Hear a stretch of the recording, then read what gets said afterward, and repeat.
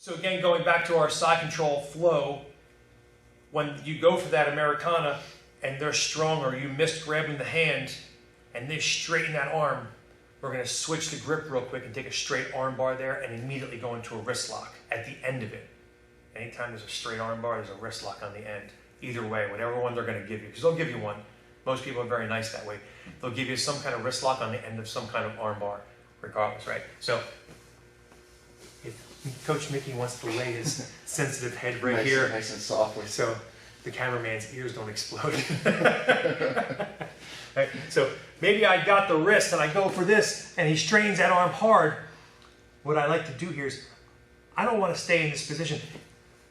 Coach is strong, so staying in this position for him isn't so bad to get this straight arm bar here. But what I like to do is I like to come here and then switch my arm to this right here. I like to get my elbow pointed into the floor like I'm trying to drill it into the floor, and then I grip on the palm here, right on the back of the hand, just like this. So I can turn it, and as I turn it, I rev the engine of the motorcycle. That's the sound it makes right here. And I go right here, and I get the straight arm, and boom, that's the wrist lock. Always, boom, the wrist lock right there.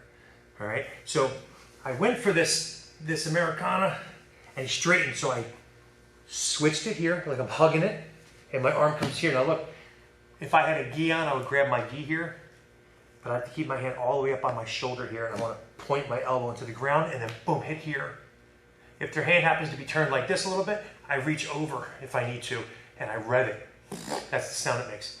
And I go here, and I bring it, as I twist the wrist, I bring it towards his ear, and I get that straight arm, and then boom, I hit that wrist lock on the end. And Coach Mickey has less flexible wrists even than I do, right? But whatever, he's got muscles. So as I'm going for that, and he straightens, boom, I switch it immediately from this arm under to all the way to here. This is the key. I want to make this space. I want it made for his elbow. So I go here and he straightens and I go, look, tight, and I switch and I come up and I grab. And this might be here and stuff. You might have to fight for this a little bit, but once I get this, here you see, fingers on the palm here, so I can really get a good grip.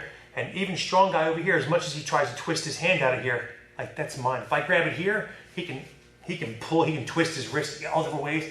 But if I grab that wrist and he starts to do all that stuff, it's pretty good, right? Keep this tight. Don't let this be willy-nilly. Loosey-goosey, right?